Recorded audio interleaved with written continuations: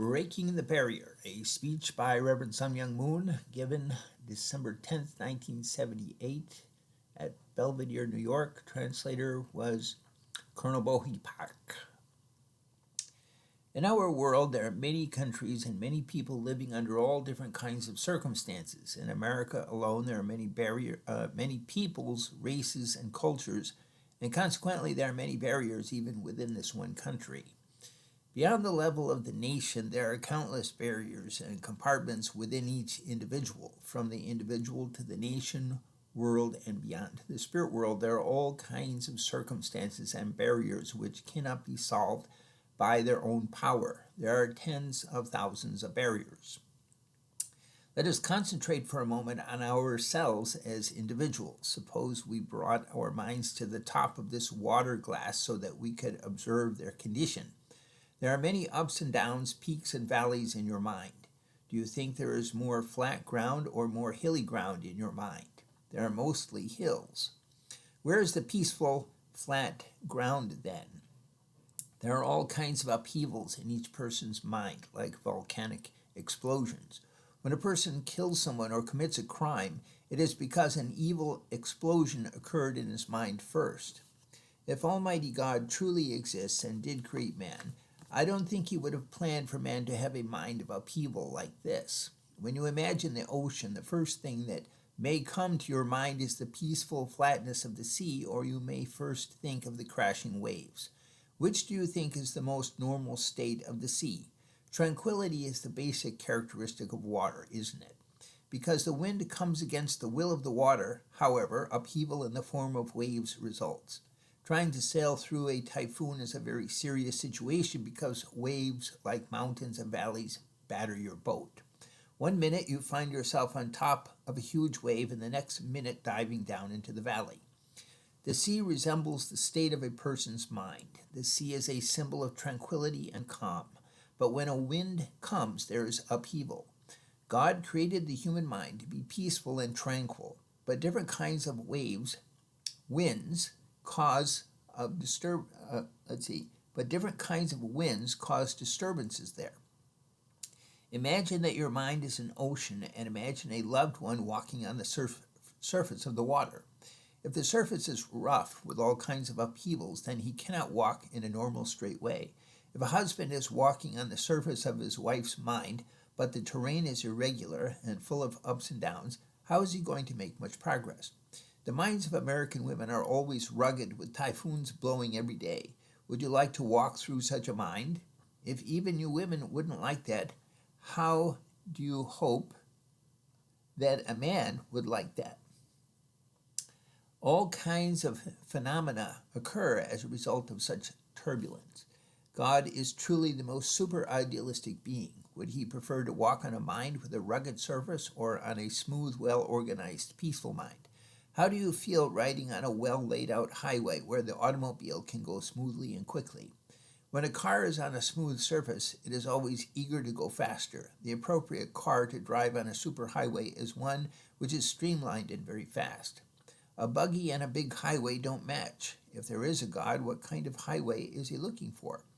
Where would he like to dwell? God would like to dwell in the mind of his loved ones, and so their minds should be calm and peaceful and full of tranquility. That is the mind God can trust. He wants to dwell in a mind that is peaceful like calm waters. God is a peaceful person, so if there are many barriers in ourselves and our world, where did they come from? The fall of man is the origin of the disturbing turbulence. If there is a rugged surface in your mind, would you want to keep it that way or to smooth it out? Everyone, even little children, wants to have a peaceful mind. But if everyone wants it, why can't they do it? There is one giant obstacle to calming the mind: oneself. Everyone reasons after centering on himself first. When you see, hear, think, and act, either consciously or unconsciously, you do these things with yourself at the center. That's what creates the overwhelming obstacle, and until that is changed, there is no way you can break down the barriers. The moment you reduce yourself to nothing and move yourself out of the picture, the job will become infinitely easier. When you center upon yourself, you are building more and more hills and rugged mountains within your mind. Therefore, the ultimate problem lies within yourself. within oneself, not somewhere outside. When Jesus was asked where the kingdom of heaven can be found, he replied, "It is in the midst of you. Unless you create the kingdom of heaven within your mind, you can't even think about having it anywhere else." Our Unification Church members are a different breed of people compared to the everyday world, but still you know you have many barriers to overcome. Even in the church, you have bags of problems. You all have bags of problems, although of different sizes. Some have small bags and others have incredibly big bags, which they cart around every day. You might think, yes, everyone has a little bag, but mine is the smallest one. I'm sure everyone is optimistic and feels he has a small bag that can be easily disposed of. But actually, the person who thinks like that has the biggest bag of all. This is not just a symbolic analogy. I am describing reality. There must be some champion who can liquidate the problem. Don't you want to open your bag and clean everything up, making your mind flat and tranquil? Is this an urgent task to be tackled, or can it wait until you have some extra time after eating and sleeping? This is an emergency task. Before you can talk about world peace and solving the problems of society, you must first worry about peace within yourself and between yourself and God. God is the troubleshooter who raises up champions. God is planning to take care of the problems of mankind. What should he do in order to accomplish that? What kind of strategy must he employ? God must establish a formula that will work for everyone, a strategy through which each person can change himself into an unselfish person. The revolution of selfishness to unselfishness will be God's universal formula. Because the self is creating all the upheavals and barriers, when you remove yourself, the surface of your mind will become smoother. If there are 5 members in your family, who will become the most exemplary? It will be the person who lives for the benefit of everyone else first, for the public purpose. That person will become the central person who sets the standard of the family. By having that standard, you can evaluate everyone else. The one who can move himself out of the picture for the public purpose sets the standard of comparison. The characteristic of water is that of wanting to settle down. When water is put in a container, it quickly makes a flat surface, wanting to settle and harmonize instantly. If there is a little crack in a rock, water wants to sneak in there and entirely fill the gap. Your body is 2/3 water, which travels everywhere within your body, into every cell. If water had a selfish and arrogant attitude, do you think it could flow into any space at any time? Water makes an invaluable contribution to all life and is totally flexible because it doesn't have one rigid form. Air is another totally unselfish component of the universe. Water and air characteristically adapt for the benefit of all things, and that is the very characteristic we need as people. In Belvedere, there are many beautiful trees. Trees have a certain form and shape, but water doesn't. Wouldn't you prefer to be like a tree which has only one state, or like water which is so flexible that it can go anywhere? Water can travel anywhere in its different forms, flowing underground or through the air. It fulfills a tremendous function in keeping this universe together. Do you realize this fact? Because water has no inherent form, it is ready to adapt to any circumstance and any occasion for the benefit of everything else. Which man is more flexible, the one who is like a diamond or the one who is like water? Both water and oil are liquids and are frequently colorless. They almost look the same, but oil is confined to a certain form and doesn't freely mingle with other substances. Water brings life everywhere. It doesn't conform to itself, but to others, always helping others to survive. Oil always sticks to itself and does not offer a lifeline to others. It exists for itself. Oil is also very arrogant, floating on top and not wanting to go down to the bottom. Each person has the job of breaking down the barriers in his mind. The most basic problem is how to overcome oneself. Some people have built up a gigantic castle in their minds, and they don't want to break down that tremendous ornament. Those who claim that, raise your hands, please. No matter how great you think the things are which you have built, you realize now that those things are useless. However, do you often have the longing not to lose something which you have built for so long? Would you like to have some supernatural power and wipe everything? Come and wipe everything out and cleanse the mind at one time. In a moment, a typhoon can blow everything away from the surface of the mind. Would you accept having that happen to you? So far, you have been living for some selfish purpose, but when you fully change your concept of life and start trying to live for others, then a typhoon has really blown through your mind. God is a scientific God, and he knew that nothing short of a miracle or superpower would break up the rugged surface of the mind. Without any hesitation, God proclaimed that each person must deny himself, become a sacrificial person, and surrender to his will. You must destroy your own will and live for the sake of the public. God needs certain elements which can accomplish this will. They are taught by the great historical religions which have been emphasizing the spirit of sacrifice. The true religion emphasizes self-denial and the sacrificial way of life. In order to live that life, you must willingly face many tribulations and sufferings. The religious people who lived in the ancient convents and monasteries subjected themselves to lives of extreme hardship. They didn't know why their suffering had meaning, but now we know all of the truth. They didn't know that they had to conquer their egos and selfishness by torturing their bodies. I'm sure you have heard of Buddhist monks who sit and meditate for years and years, trying to move out of themselves and go to the point of nothingness. By doing so, they want to find the standard of basic human character. Their entire effort can be characterized in one sentence. They deny the smaller, selfish self to find the greater self. That is their purpose. A selfish person becomes just one element in the universe, but the person who lives for others cannot be confined within the universe. He will embrace the universe, almost covering it. If a self-centered person wants to enlarge his own territory, he must first move out into the larger territory, which will bury his selfishness. No matter how much learning he may acquire, the self-centered person cannot be a central figure in our society.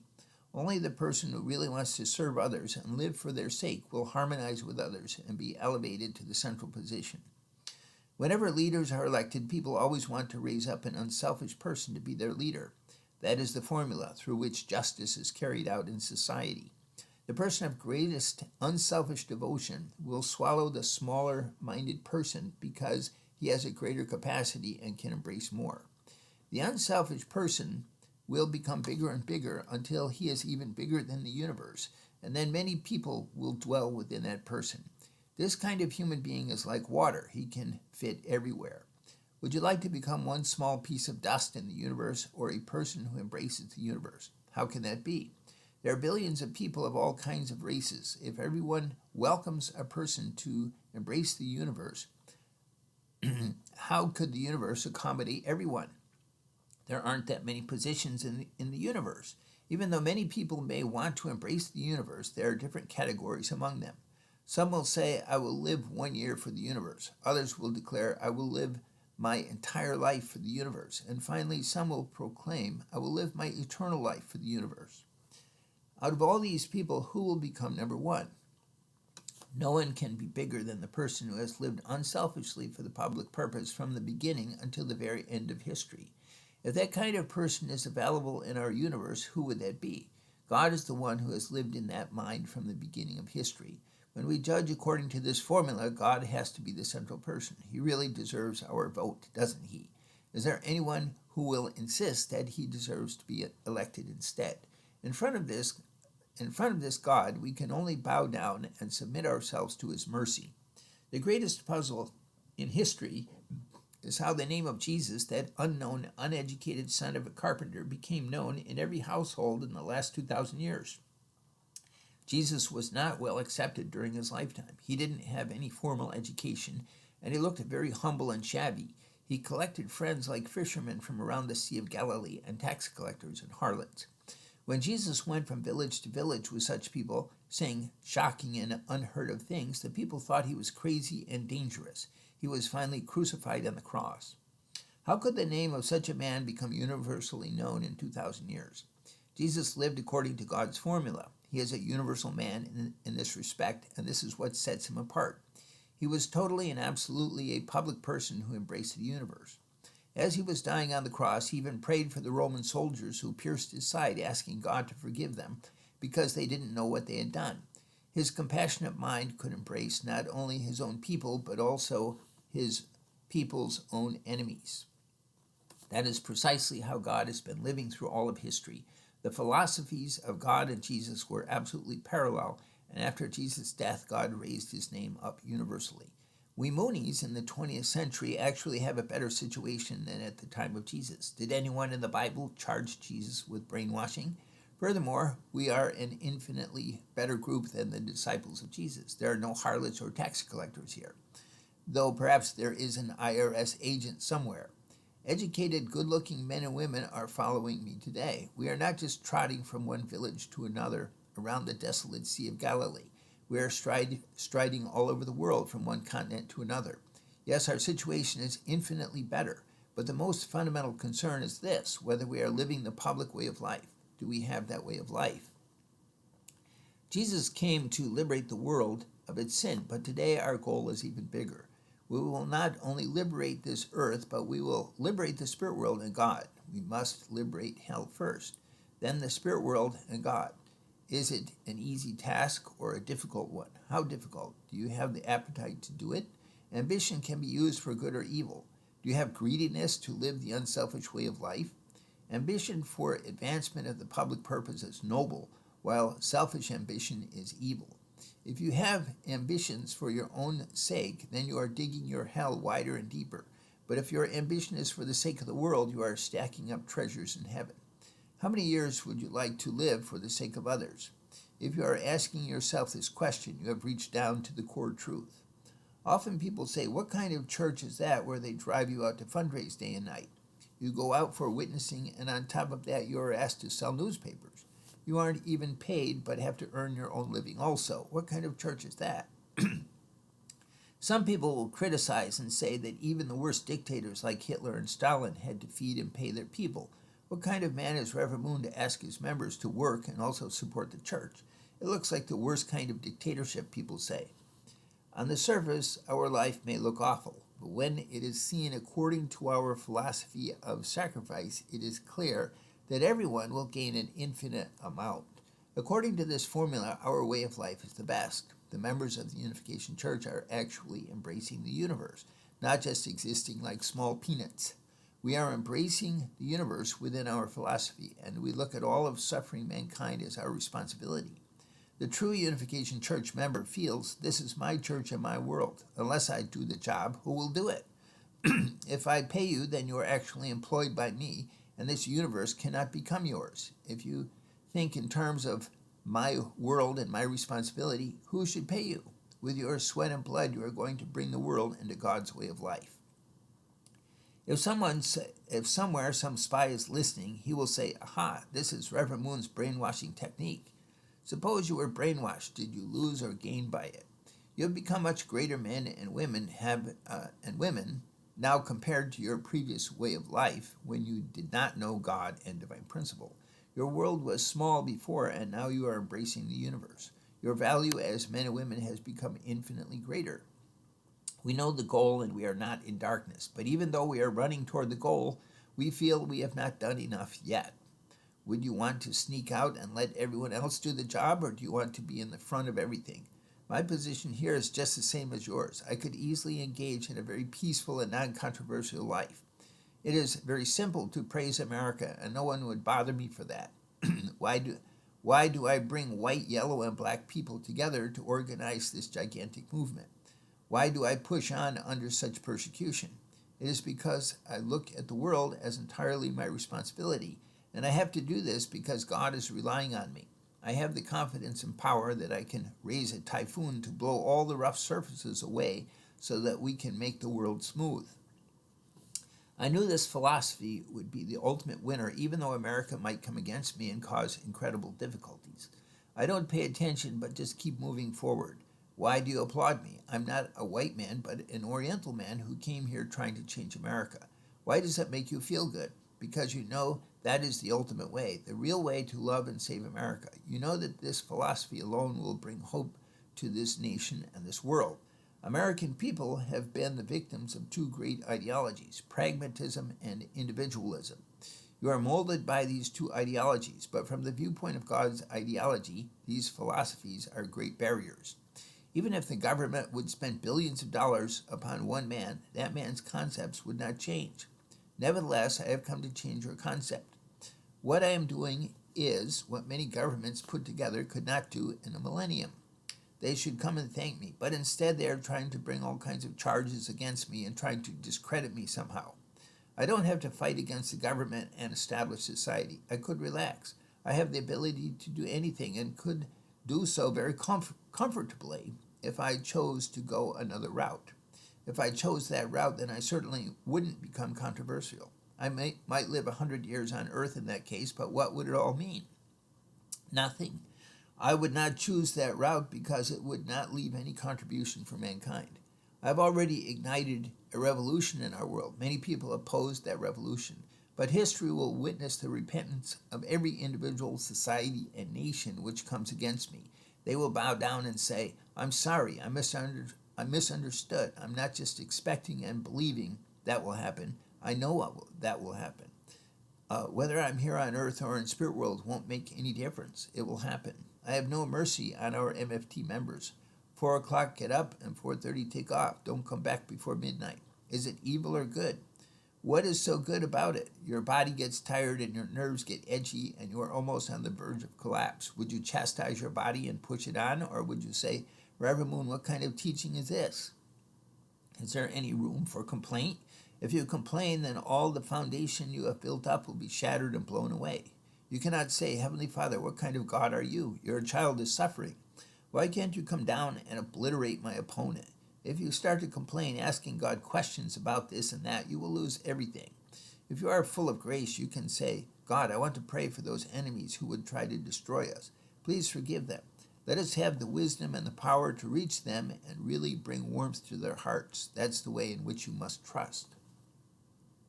Do you think God will come down at night to the enemies of the Unification Church and say, you oppose the Unification Church, now I'll chop your head off?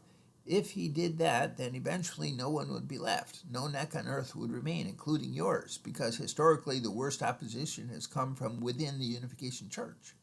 Also, sometimes you complain and commit sin in your heart. Those who are perfected and not in that category, raise your hands. In the sight of God, everyone is a sinner. No one is perfect yet. The difference between those in the church and those outside is paper thin. Our unification society is not perfect yet. There are fights going on and members feel resentment and complain. In order to forgive you, God has to let our enemies survive and give them a chance to be saved. Never pray for God to come down and crush your enemy. If God hears that prayer 3 times from you, he will say, what kind of Unification Church member are you? Maybe I'll think about your neck. For decades, there have been many enemies who were determined to kill me or defame me in all kinds of vicious ways, but I never remembered them in my heart. God has a great sense of humor. Sometimes he tells me, you know, my son, the pastors in this church prayed last night telling me that you should be killed. God has a great sense of humor in telling me about such a prayer. I never pay attention to such enemies or think about revenge, but they eventually destroy themselves by their own action. This is the rule of the universe. Congressman Fraser is a good example. He was determined to destroy the Unification Church and me. I told Mr. Pak to have mercy upon him and forgive him. But then what happened? He lost his position and power. There's a congressman here in Tarrytown who has been very vicious, but he is no longer in office. Congressman Ryan, who was killed in Guyana, had written the Justice Department asking it to investigate Reverend Moon and the Unification Church, saying we practice brainwashing and mind control. That's why the Justice Department initiated an FBI investigation of the Unification Church in 1977. Last week, they cleared us because they discovered nothing, but Congressman Ryan is gone.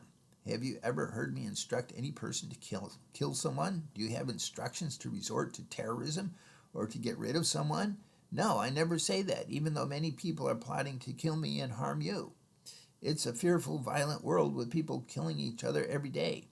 In more than 100 cases a year, American students gang up against their teachers and stab or beat them. In this country, some parents beat their own children, even disabling them.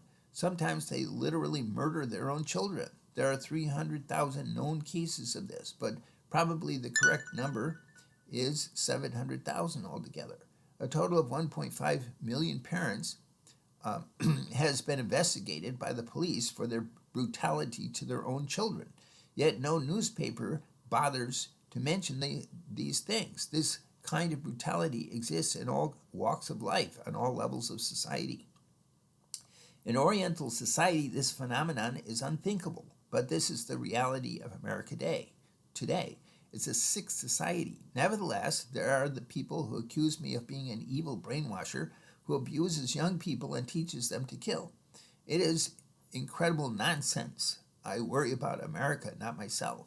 Drug abuse is a terrible problem in America, and now it is even found on the elementary school level. I instructed News World editors to make known the evil that exists in our world today. They must do research for a special series to expose these things.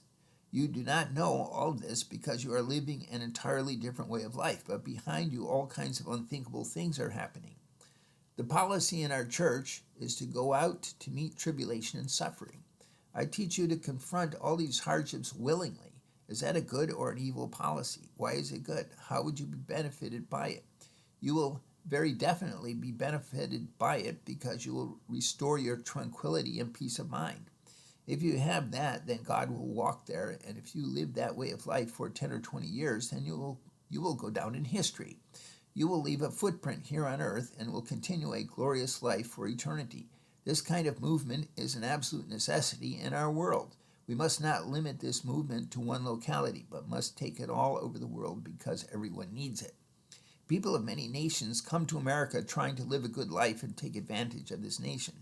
This one Korean, however, doesn't agree with them. I came to this country not to be benefited by America, but to give it something absolutely essential for its survival. The purpose of my coming is to bring salvation to the nation. Do you think I am indebted to America, or is America indebted to me? I go to Europe for the sake of Europe. When I go to South America, it is because South America truly needs me. As I go around the world, I will leave footprints of hope and salvation behind me. You think America is a free society, but in reality it is a regimented society with barriers and entrenched ways that no one can change. Now the Unification Church movement is plunging in to shake this country. Everything is shaking now, and that's why everyone is shouting about us. But this is the kind of typhoon this country needs. We are not destroying anything. We are breaking the old barriers down and laying a new highway. We will call it the Moon Highway. The things we change and the things we build cannot be duplicated by any other group. The power that America mobilized to send a man to the surface of the moon could never even touch this task. We are summoned to the greatest of all tasks, and to fulfill, we will go to all 50 states in America. We will stamp on every piece of ground in America and spread the message. There is no place in America where you do not meet our MFT. They cover the country already. To the person who donates his dollar or $5, his dollar or $5 may seem very significant, but that money is spent for the sake of national salvation. Because of that purpose, you have brought blessing to that giver. You think you are raising a great contribution in America, but compared to what I am raising and spending for the sake of the world, America's contribution is a peanut. The American movement has always been supported out of my own resources. Without it, this movement would have been choked. If I used all the money I have invested in America all these years in South America, I probably could have bought one whole nation. The Prime Minister would have said, "Reverend Moon, please come and stay in our country." When outside people see our fundraising, they think I am exploiting young people. That is absolute nonsense. We have chosen a sacrificial way of life. When you are united with me, there are no barriers between us. If high-level people of influence could also meet me in that way, then many barriers would be broken down. In dealing with intellectuals in society, I would instantly make national salvation move faster. For example, eminent scholars from 6 continents of the world attend the science conference. When we first started the science conference, they were intellectually arrogant people. But now after 7 conferences, they know they need me. I am unselfishly using money to advance their work. That money would last a long time if I used it for my personal use. But I am giving it for the sake of the world. Naturally, God in heaven needs me and the Unification Church because God needs representatives to deal with the real world. We shall become the hands of God. We are dealing with the reality of the world, and without us, God cannot fulfill his ideal. You must have confidence that we are the barrier breakers. We will create a great big highway from the physical world to the spirit world on which all mankind can smoothly travel to reach the goal. What country are you citizens of? You're white Americans, aren't you? Think of your situation. What kind of barriers do you have to break? racial, national, intellectual, economic, barriers of arrogance and laziness. Everyone has some secret. Why does spirit world always tell you to bring your secrets to me? It is because once you get them out, you are liberated. When you open them to me, you are freed and are no longer carrying that burden. God dwells in the mind. In what state of mind would you want to dwell? A mind with many thorns or a peaceful, fragrant mind? You have to break down the barriers in your mind and have no hard feelings. Then everything you do shall be smooth.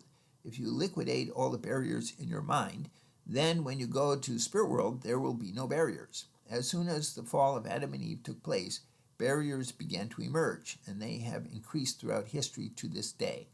We are liquidating the barriers for the first time in history, reversing the trends of the past. That is our job.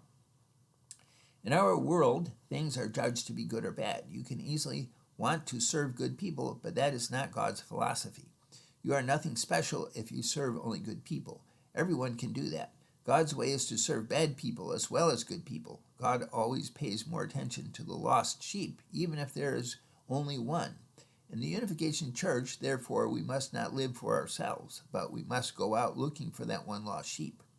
Have you really gone out with a compassionate heart? Can you say that you have truly served someone and unselfishly given yourself to some family, some country, or the world? The world is only an expanded version of your family and your country. Your nation is a microcosm of the entire universe. Therefore, when you serve your family, you are actually serving the world. When you serve your nation, you are serving the universe.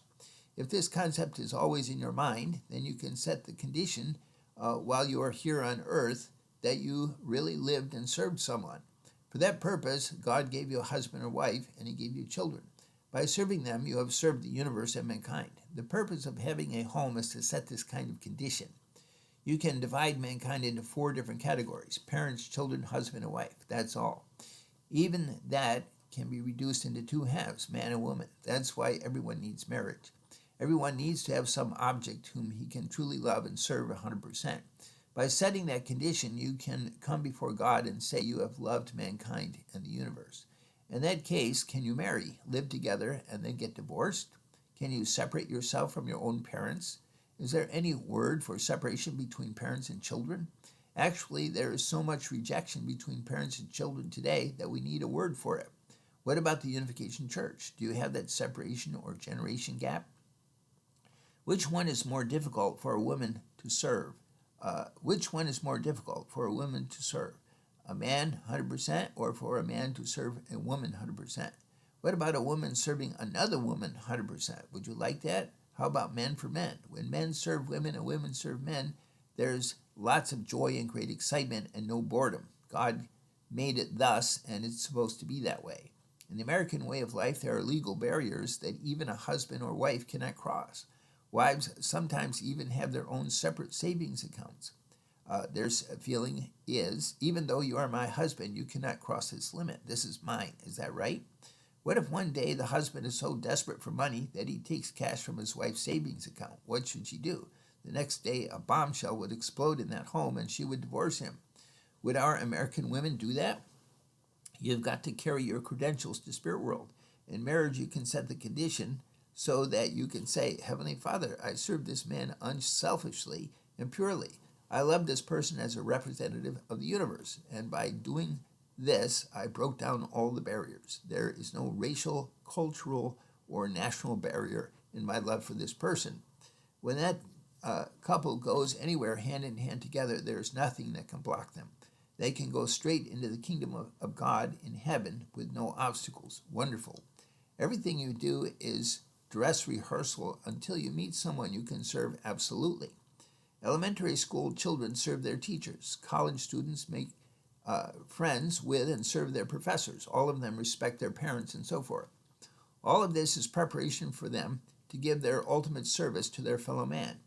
Everything culminates in service between men and women. Keep in mind that you must serve and give to the people. If you do that, then you will become popular. Your teachers and friends will all love you. They will say, come to my room. Without you, I am very lonely. You are my best friend. Your professors will say, without you, my class is a very lonely place.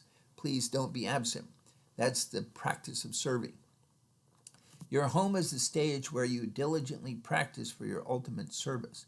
Society is the stage where we can practice our way of life. It is the most precious time you have here on earth.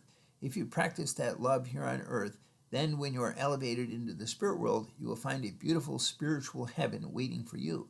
You will also find that there are no barriers to stumble over in spirit world. When you look at your parents, ask, for whom do my eyes exist? My eyes exist to appreciate my parents. My eyes have beautiful lines so I can please my parents. My mouth exists to praise my parents. My heart and mind can give them joy. I have ears to receive the good words of my parents. I have arms and legs to serve them. Have you lived like that? Today, the American home is really no anchor for the children. That's why there is a generation gap and a great deal of alienation in American homes. American children want to leave home as soon as possible. That fault doesn't originate with the sons and daughters. The seed of difficulty or evil was there already in the selfishness of the parents.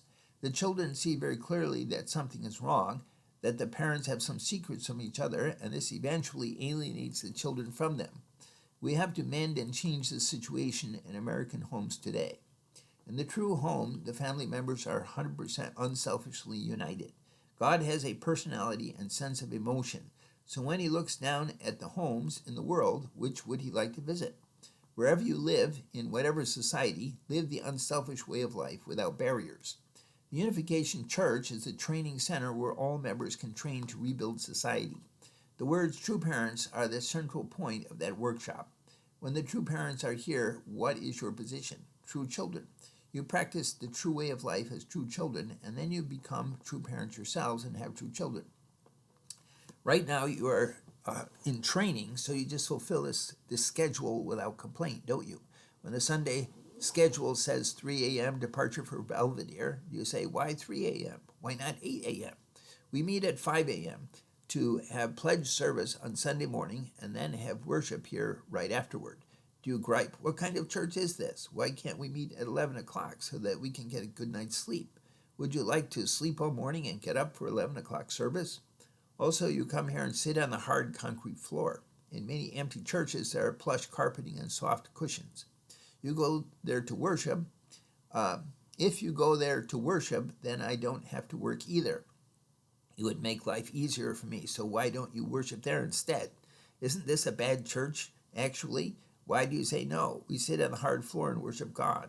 We eat very simple meals and work like beavers. Do you like that? I really like it. I have lived my entire life like this. The longest I've slept at one time is 4 hours. The rest of the day I work. Ask Mother if I'm telling the truth. Mother says yes. Why did I start such an unusual life? Human life is short, and in order to be different from ordinary people and have some tremendous impact on the world, I cut down my sleeping time to have extra working time. That is the only place to save up.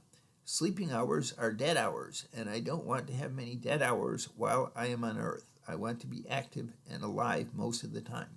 Doctors usually say a person needs 8 hours of sleep in order to keep healthy, but somehow that doesn't apply to me. I have a special exercise for keeping my good health, and I am healthier than ever. If I tell you the secret, you can open up a studio and make a lot of money. The title of my talk is Breaking the Barrier. In order to break the barriers in our lives, we have to live the totally unselfish way of life. We must demonstrate our life of service, looking at our home or church as a microcosm of the universe. Our ultimate goal is service to mankind, the universe, and God, but we demonstrate it with our neighborhood and with our families. You women put on makeup every day. When you have your own homes, I would like to see you put makeup on your husband's face rather than your own. That would be much more beautiful. How about the husband making up his wife's face? You are laughing, but in reality, there's nothing funny about it.